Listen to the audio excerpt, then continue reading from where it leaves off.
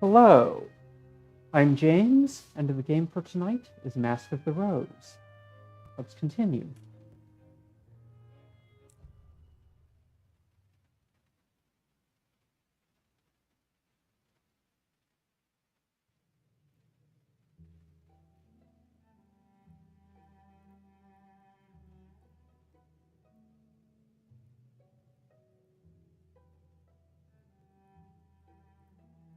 Last time, we had just submitted our solution to Parjeet.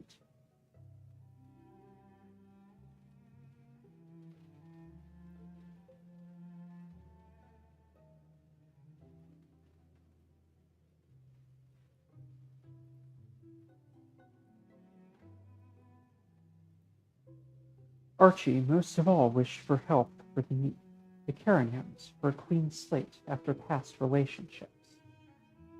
Archie conducted experiments with various drugs. The Carringhams swapped rat poison for the medicine Archie used. Then Archie made an honest mistake through no fault of his own. He dosed David with the tainted medicine, ignorant of what it now contained. The Carringhams wanted to avoid blame. The Carringhams feigned ignorance about the whole affair. That is the theory we presented to Parjeet.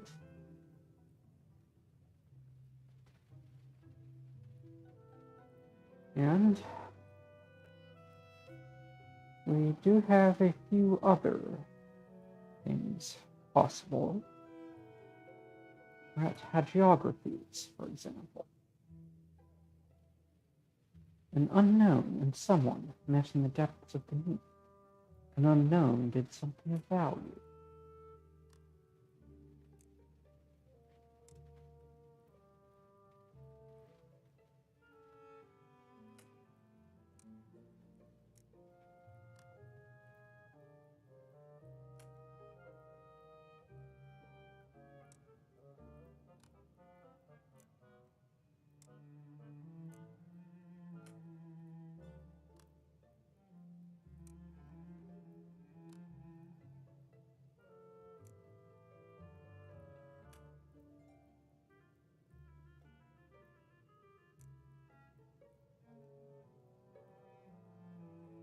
The Rat Prophet King dwelled in power in the shadows of the deep, and drew into its congregation every promising new rat.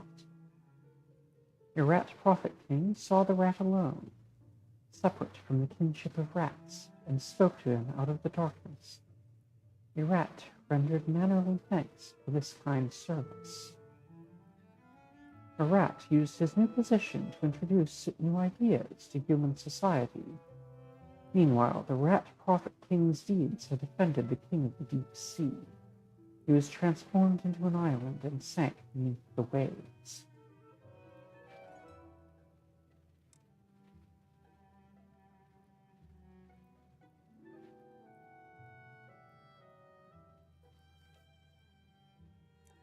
Ministerial exposés.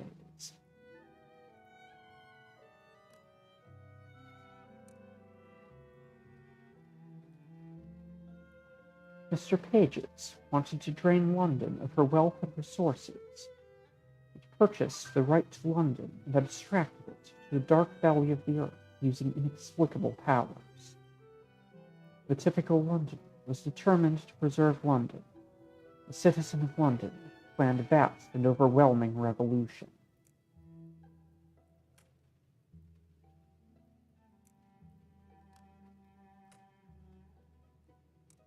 Or perhaps the citizen of London contrived an inventive form of rebellion and self-protection.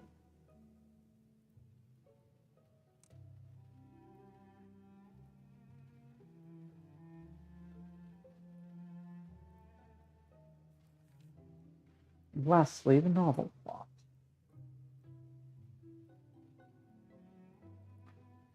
A spoilt beauty struggled with the knowledge that her long-lost betrothed had married someone else.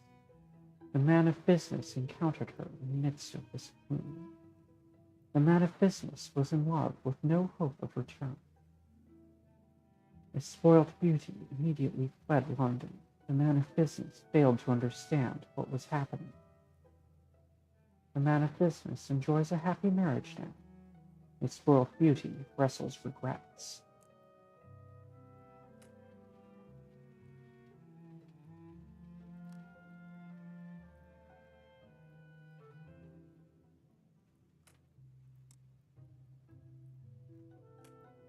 Or perhaps a happy ending, where the spoiled beauty sought company and sought solace in the company of other lovers. The man of business failed to understand what was happening. The man of business enjoys happy marriage now, and the spoiled beauty regrets nothing.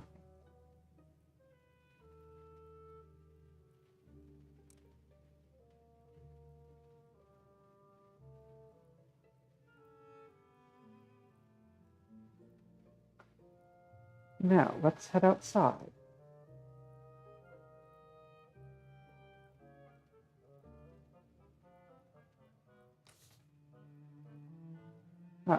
Go down to supper.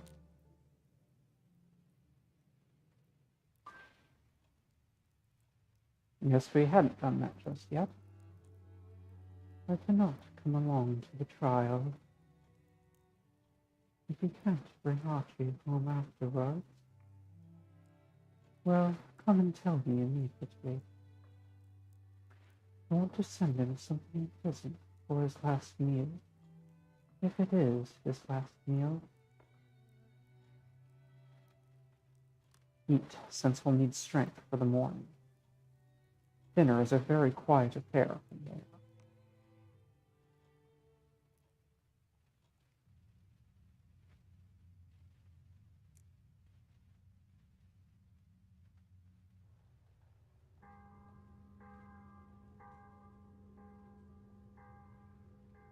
Day 304. 1 day remains in Yule.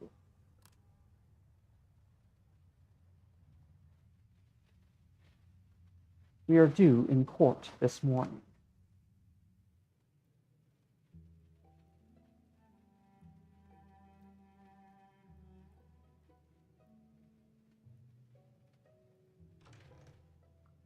The Old Bailey, a new location. Before the fall, any poisoner in all of England might be brought here for trial. Lately, it's been closed for renovation.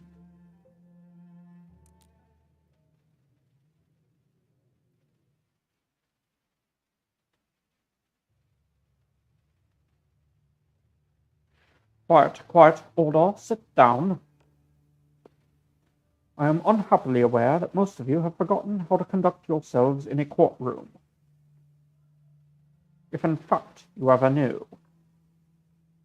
For those of you new to Her Majesty's justice, you find yourselves in the freshly repaired Old Bailey. Apparently, we're to count ourselves fortunate that it is in good enough condition for us even to meet here. We are gathered here to try Mr. Archibald Reed on the charge of murdering Mr. David Landau.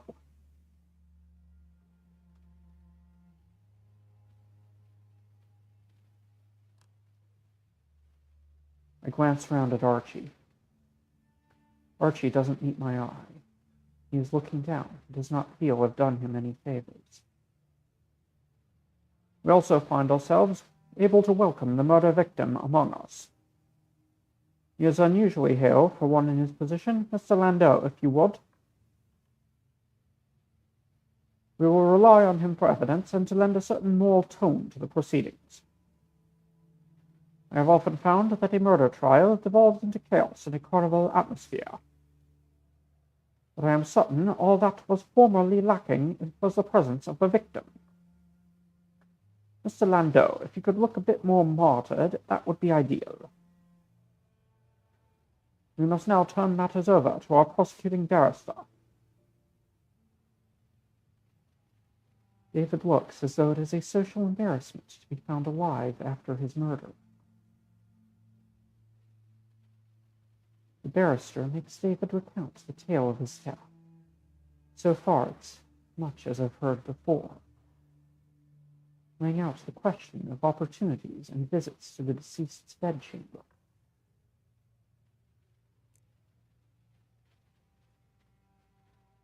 The critical question appears to be, Mr. Landau, who had the opportunity to poison you? You were ill and alone most of the day before you died? I was. But you saw a few people. My housekeeper, Phoebe Riley, came to see to the candles, and Mr. Reid, who was attending me as a doctor. Mr. Reid came and gave me a dose of medicine. Was it the first time Mr. Reid attended you? No, he had been treating me for some days. But you had not recovered? Not entirely, but his treatments had reduced my pain.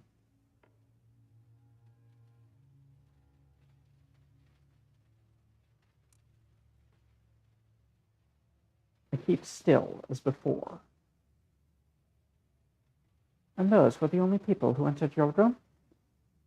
Yes, my sister was in the house, though I think she did not come into the room. I sometimes could hear voices outside. I believe her friend, Mr. Milton, was present that day, and perhaps also her dressmaker, Ivy Fitzgerald. And none of them sent you messages, gifts, or food, perhaps carried to you by your housekeeper? No. It wouldn't be very likely. I was not on visiting terms with Mr. Milton or the formidable Fitzgerald. Thank you, Mr. Landau. Mr. Reid, please tell us about the treatment you were providing to the victim. Prior to the victim's death, I'd been attending him for several days. He had a nervous stomach, and I did not have any of the cures that's used most below. So you then concocted your own remedy, is that correct? Aye. Are you trained as a pharmacist?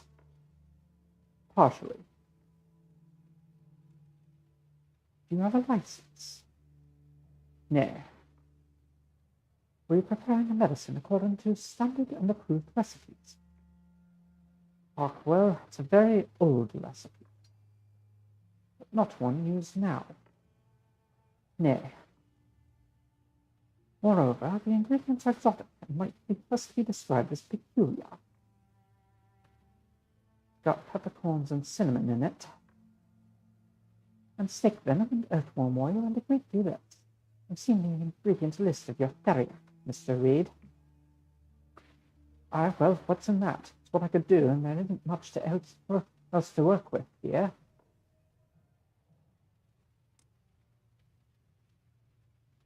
You're a reliable witness. So you now say. Thank you, Mr. Reid. That is all.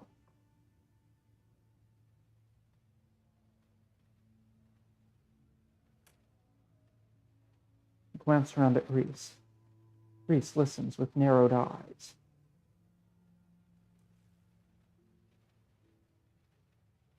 We have heard the argument of the prosecution. We will now hear from the defense. I wish to speak for the defense, if I may. As the bar is unfortunately somewhat undersupplied at present, since lawyers, unlike mushrooms, cannot be trained in the dark, you may proceed. Thank you, my lord. This case is wholly circumstantial. The prosecution has done nothing to prove that Archie Reid had any reason to kill. I now call David Landau back to the stand. Mr. Landau, did you and Mr. Reid quarrel? No, not at all. While he was treating you, did he say or do anything that led you to believe he disliked you? No. Did he evince any other emotion akin to dislike? Envy, perhaps? A desire to own your household goods? Dislike of your family life? No. You did not, I suppose, lead him to expect anything in your will? Naturally not. That is, if he formed a hope like that, it would have been entirely his own imagination. And if you had remained alive, would you have continued to use his services and to pay him? Yes, well, at least until I returned to the surface. I had formed that intention at the time.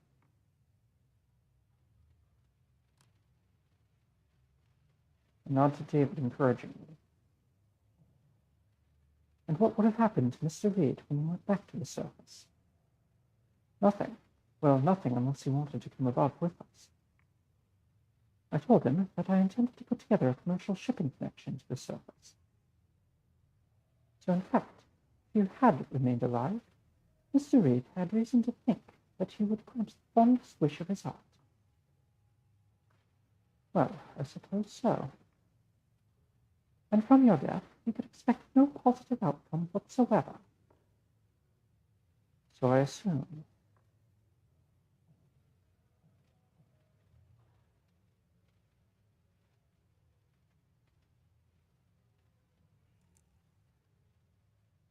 Glance around at Rachel. Rachel's eyes are fixed on Reese. Thank you, Mr. Mendo.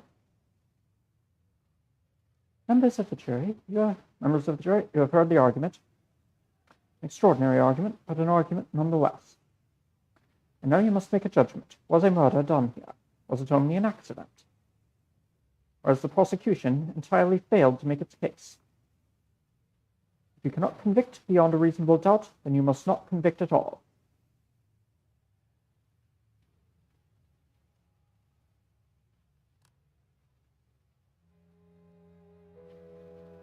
It is a very long time before they come back, an agonizing time. Finally, the court returns. Finally, they return, and they declare a verdict of guilty of murder. Archibald Reed, it is now my duty to sentence you. You have been found guilty of murder, a crime that carries the punishment of death by hanging.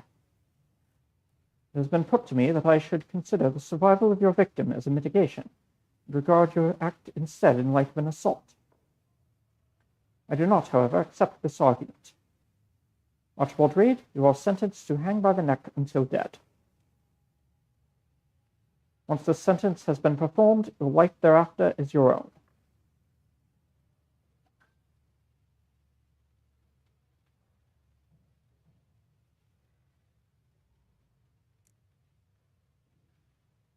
Afterwards, you can come back to Mrs. Chapman's.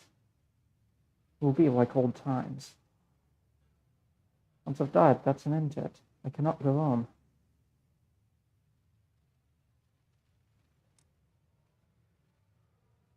What do you mean by that?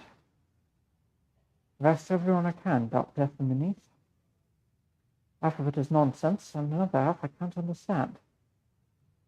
Some of it is no more than a fairy story brought down from above. You can't go to heaven if you have no face. You can die 3 times or 9 or however many times you please.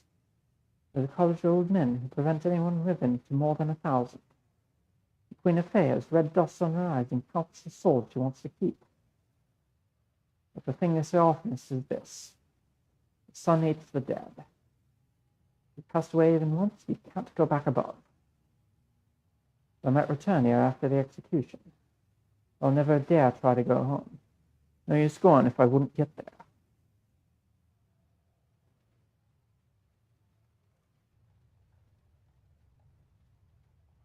I cannot believe it. I took him through the evidence, the motivations. It demonstrated that Archie had no reason to commit a murder. It was all in good form, too, or as close as I could make it. I read the transcription of several previous trials that ended in acquittal. Hours and hours of research to put the defense together. Practice before the mirror. Practice in front of Horatia. Practice with an audience of very insulting facts. You may have noticed I coiffed my hair with particular care. No. Well, I did. Every detail attended to. Was the jury deaf? Were they asleep? Were they just agog to hang someone, devil may care if he's guilty or not?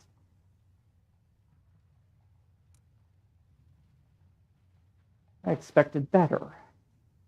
I'm going to write a sternly worded memo. By the time Archie returns from the dead, I intend to have entirely overhauled our system of courts. I have to go to Mr. Fire and Mr. Stone to have a hell to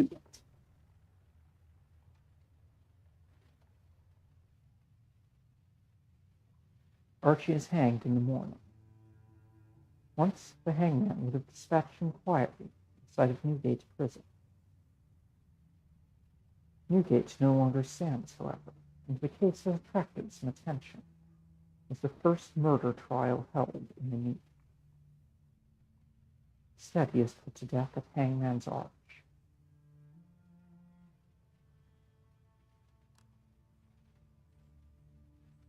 The streets have changed, and the name has changed.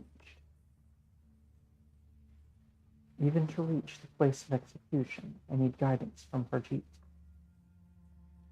But the city remembers. This was Tyburn. Tyburn Tree, where highwaymen and murderers have died. Traitors, coiners, and martyrs to the Catholic faith. Archie is the first to die in this place, in this way, since London fell. We buy the law at a heavy price.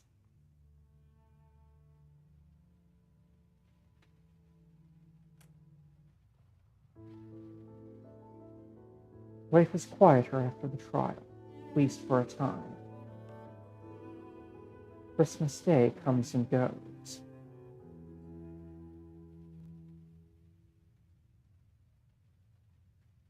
Pale flakes fall across London.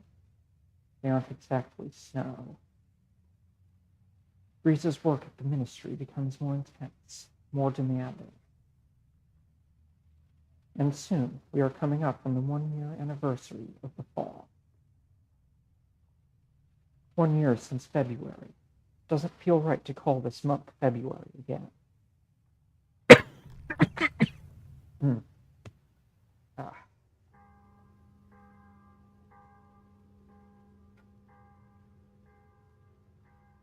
363 days since the fall.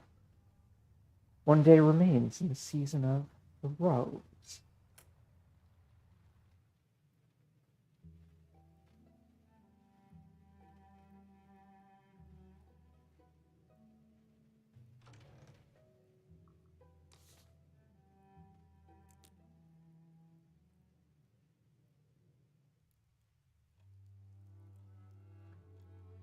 One year on a year since the fall, and whatever may have been, we're not going back to the surface.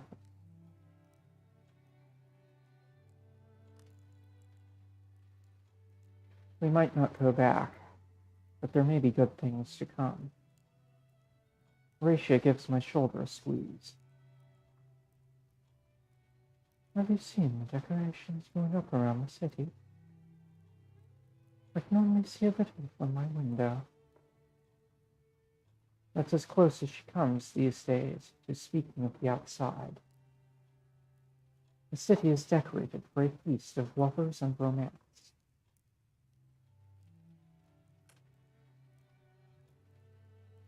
London is decorated for a celebration. Looks like a coronation or a royal wedding. There's bunting and false flowers and signs in the shop windows. They're calling it the Feast of the Exceptional Rose. The fungal rose, Mona.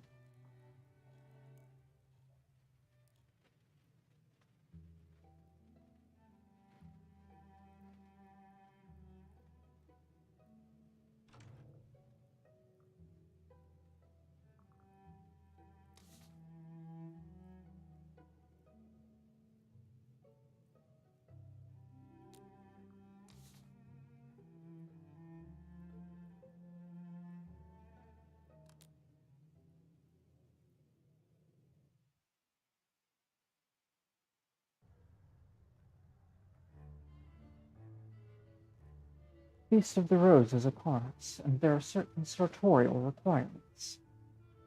Get your feast, Mouse, get from the Exceptional Rose. Or choice of them, in fact. And if you have a score to settle with anyone, I can help you with that too, for a small consideration. Something rotten to an individual you don't fancy.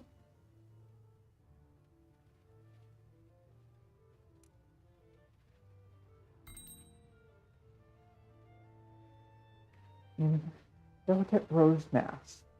A mask for the Feast of the Rose, suitable for meeting friends, making matches, and pursuing deeper connection. Well, that's it here then.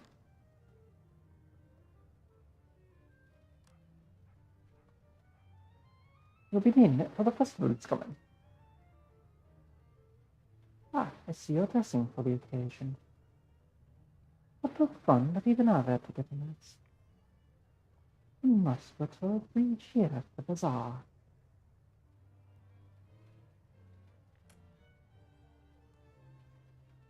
You have a mask, please?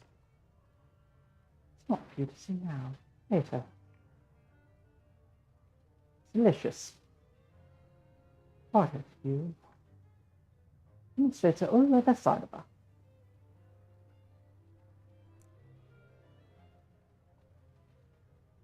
What's this one?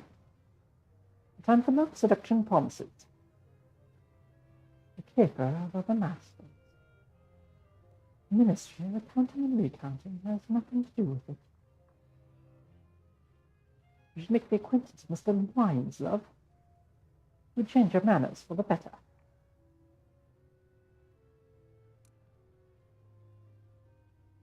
Does Mr. Wines also have a ministry? That's not entirely his style. Wear the mask for the feast and the person you must desire in the future. Friend lover starts to be. Perhaps they'll be looking for you in turn. Go alone and enjoy the crowd. There's something in that too.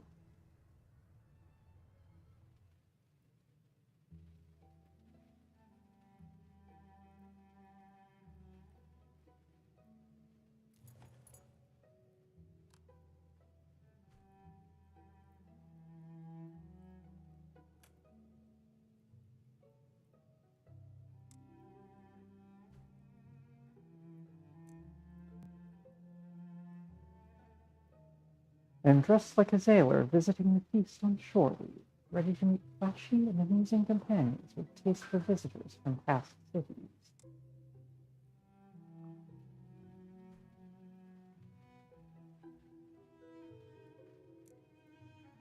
I assume you purchased that corsage during a particularly inebriated shore leave.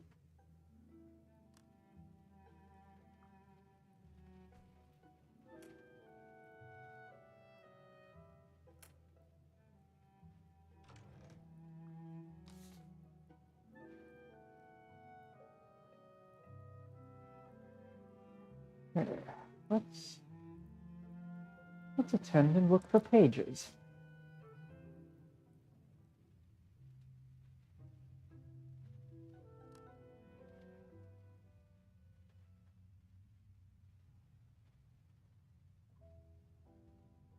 I make my way through London. Ah, fireworks. Sometimes I still have to rely on memorized pathways, on strange rituals. There is a barricade between Vale Garden and the Stolen River, unless one pays in coin or word. But many of the difficult old streets lie still now.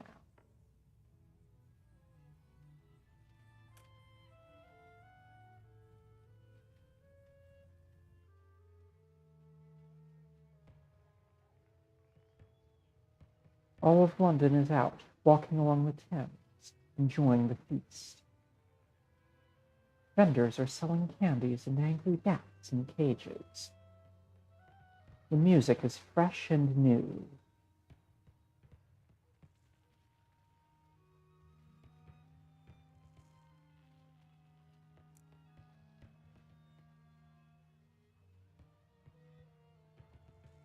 So all of this was of your design? Hardly. I did, however, choose the location of the primary festivities, as well as ordering the decorations and arranging for the refreshments. I stand by my original interpretation. London has you to thank for all of this.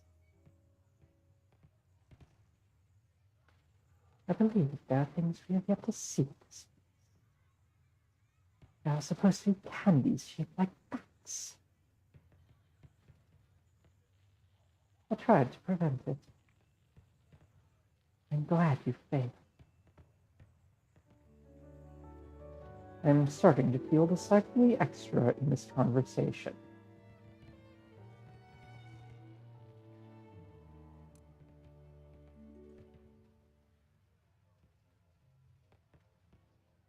They move down along the embankment. I don't follow. What they have to say from here is best said privately. I don't see Pages at first. I do see other faces in the crowd, though. Others I could stop and speak with before I go on if I choose.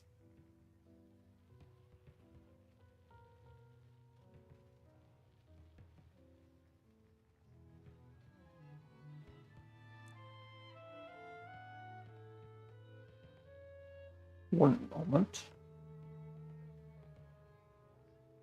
There, now we can speak more comfortably. There's little left of Lucian at our house. I renew his memory every night, the way I remember the streets of London. The way I remember the empty houses when I don't want to let them slip away.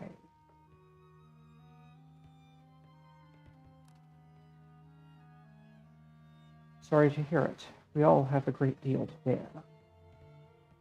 Arjit makes a few flattering remarks on my better points. I think if he ceases to be, if he ceases to have been, then the consequences of his past will unravel too. And I will never have come to London. I will still be living in the Punjab under the sun. I'm not ready yet. But I think the time will come. A time when I have grown so tired of London that I let go of Lucian. Then I will not be here. Then I will never have been here.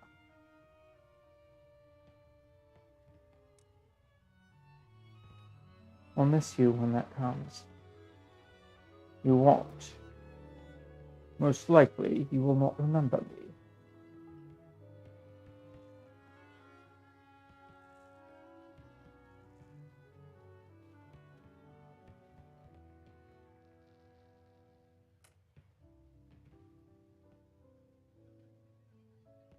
Suppose I shouldn't have been inspired to find you here. You've never been one to shy away from novelty. Funny, I was just thinking about you the other day. Concerned where my old kit scrap trucks and wires and like. I don't want to know our notes to get demits on them. And figured there was less cause for worry, what with the business of the church. Funny business, you know, that business. When we baptized a rat.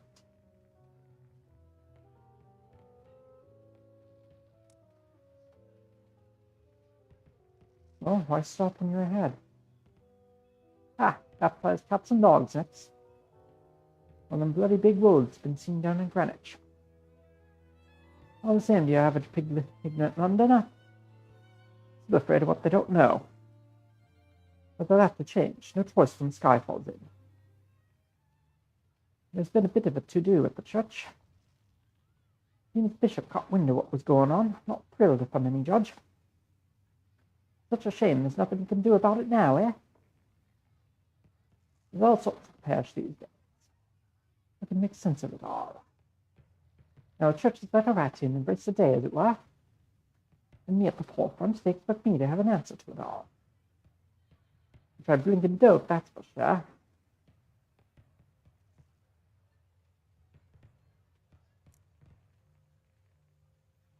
Nobody expects you to know everything. Expect me to know something, though. Suppose it comes with the territory. Formed rat catching and all that, wisdom from the convent. A great mystery, the rat started talking to me. I suppose I was only going where they was. I was supposed to listen. Well, I must get on. Very good helps to talk to. Oh dear, ducking the amateur rodent enthusiast. Wasn't Rumble, not your doing. Still old Algie responsible, mind. I'm sure our paths will cross again. Might be under the cover of fog, though, if I can get away long enough.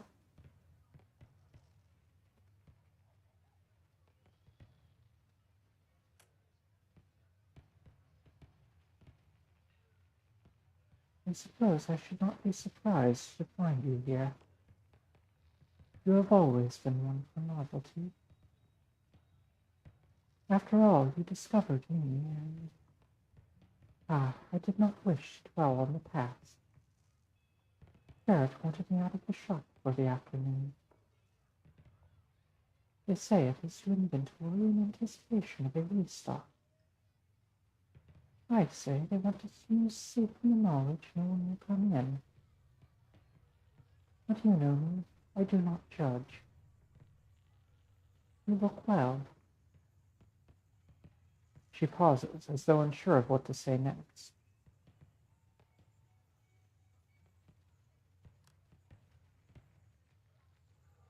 You've come up in the world. I assume you mean more than literally. It is not a terrible occupation. The customers appalling, being managed, a disgusting imposition. But commerce has its own satisfaction.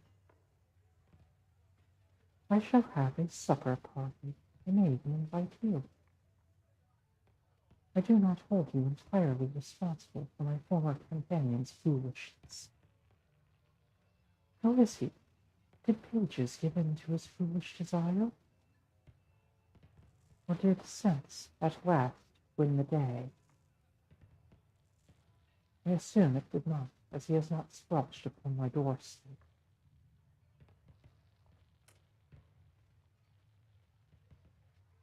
He will be an emissary for the robbery. I doubt he thanked you for it. But it is for the best. Proceed softly and to sublimate one's desires. And if he ever wishes a place here, well, perhaps that bridge can still be mended.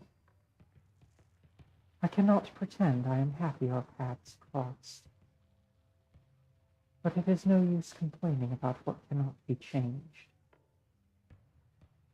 And I must accept my own share of the blame for what occurred. I hope that we will see each other again. And, more importantly, that you will continue to patronize my place of business. I'll be away with you. There are crowds here I could be touting my business to. Oh!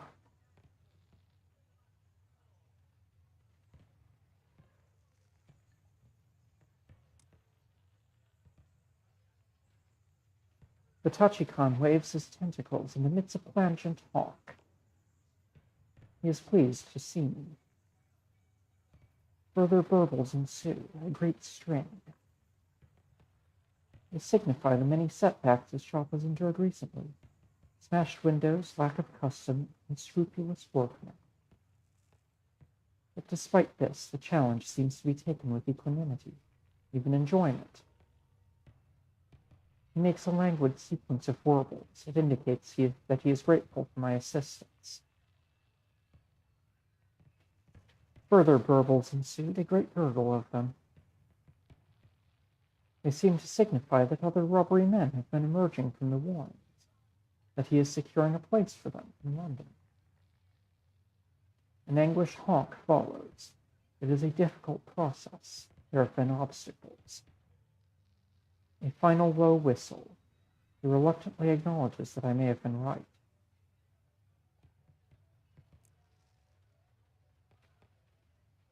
I hope things improve soon. A determined warble follows. The Tachikon has no doubt that they will.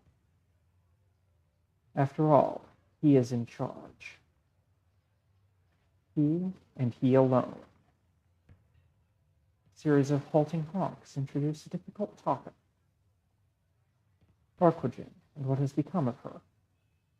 He wonders, is there anything he ought to know? Further hasty warbles, so he knows where he ought not to go.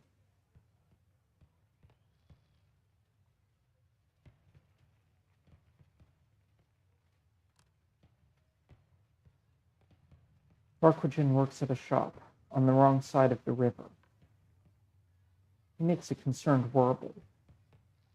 A further trilling hoot. London is a large place, and the sphere of his activities will undoubtedly eclipse hers. When he is finished, she will not be permitted to gain access to him, even if she does find him. A satisfied honk, a relaxation of tentacles. He seems pleased that his activities can go undisturbed and uninterfered with. A final dismissive warble. He thanks you for your example and your lessons. He intends to rely on no one again but himself. A last, simple but unmistakable honk. It is farewell.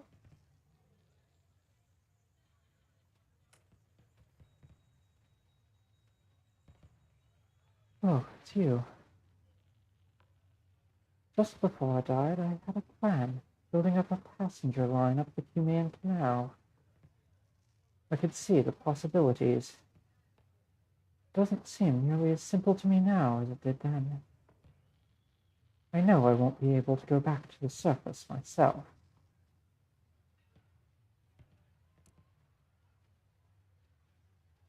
That's likely so. All the same, there's a place for me. I have the contacts on the surface. I have resources there which are still mine in title. I know people below, and while I don't fancy Milton will begin providing straightforward explanations in the near future, I still have a great advantage over the average Londoner.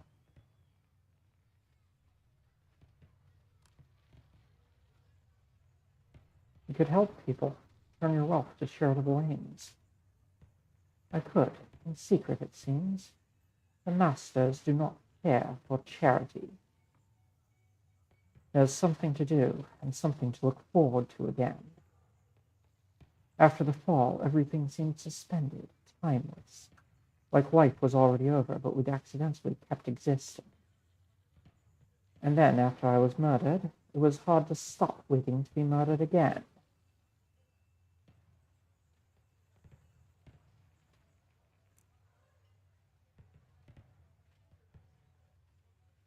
Well, what do you think of all this?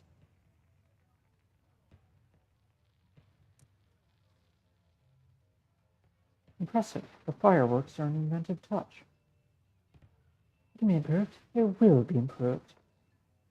There's a mite too much mystery in this feast for my taste. But the art of it I like.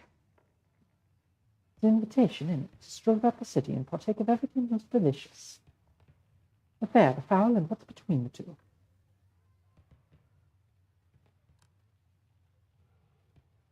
Pages. Before I speak with Mr. Pages again.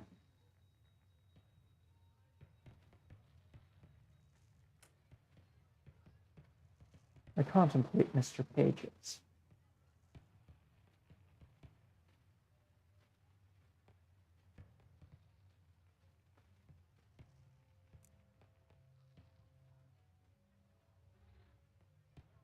But first, that Mr. Fitzhume. The fall of Lacre has ceased. The snow is gone from the streets. We have more time for the gathering of stories. And those who have been my enemies among the masters, they have drawn back.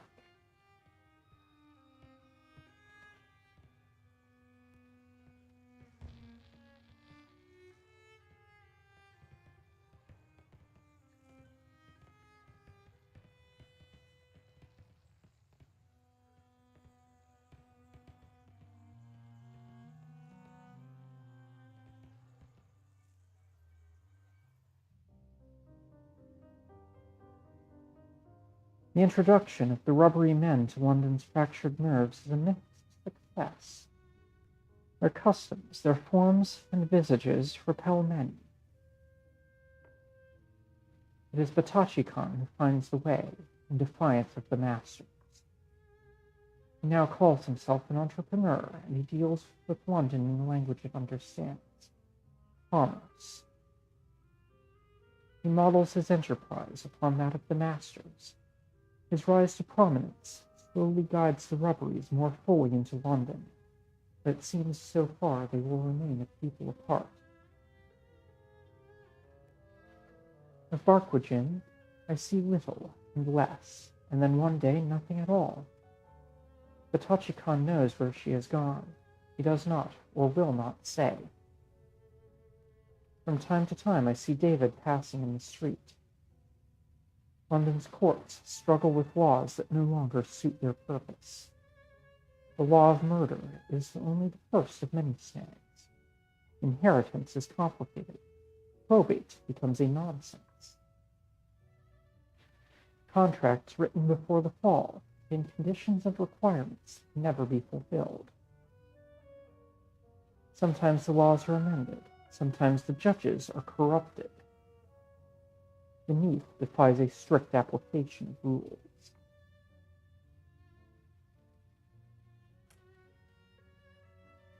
Harjeet sets aside the uniform of constable.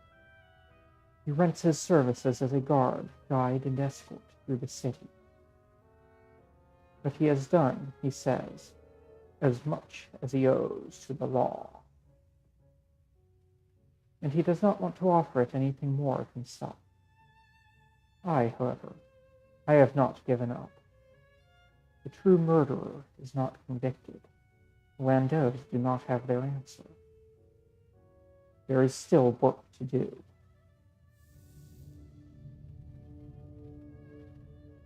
The liberation of roses. This sigil can be interpreted as the parallel of proximate orbits moving in unlikely conjunction.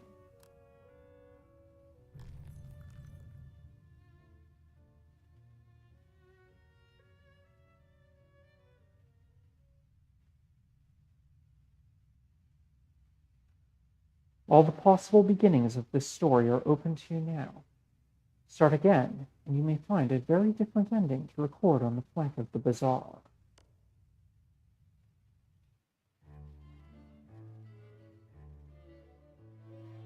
Mask of the Rose, created by Fail Better Games. Creative direction by Emily Short. Design by Emily Short. Project concepting by Adam Myers. Writing by Emily Short and James Chu. Writer's Room, Chris Gardner, Bruno Diaz, Luc van de Barcelar, George Lockett, Olivia Wood. Additional narrative design by Bruno Diaz and George Lockett. Art direction by Paul Arendt. Additional art by Monica Wiedemann. UI art by Tobias Cook. UI UX design by Tobias Cook and Shaughness Obot Payne. UX consultant Joseph Humphrey Inkle. Production by Stuart Young. Release management by Leslie Ann White. Build pipeline by Shaughness Obot Payne. Port production and publishing by Stuart Young and Leslie Ann White.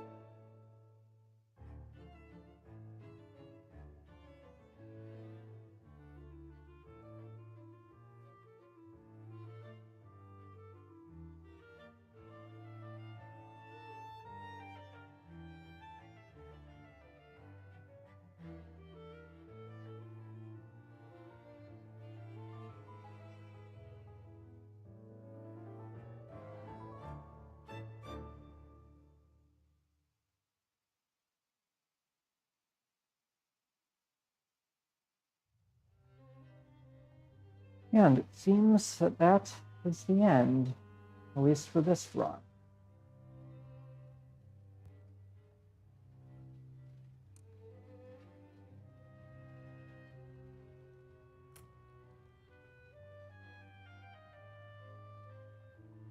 We have the weight that pulls all under, perilous loyalty, or the introduction of impermanence in a permanent place in the season of confessions. The perilous descent without cessation, the cessation of flight and freefall, or the world burned on its axis, and recalling the fall of London. The forge of souls, the chance construction of permanence, or the union of precious objects, made a meaningful connection in London. The adversity of the gravitational pull, the measurement of greater safety, tested and won, experiencing the season of Yule. The liberation of roses, the parallel of proximate orbits moving in unlikely conjunction, from experiencing the season of the rose. The revelation that usurps expectation, the arc of a descent that is in fact a curve, or that which is altered has not yet ceased to be as it was, or experiencing a hollowness confession.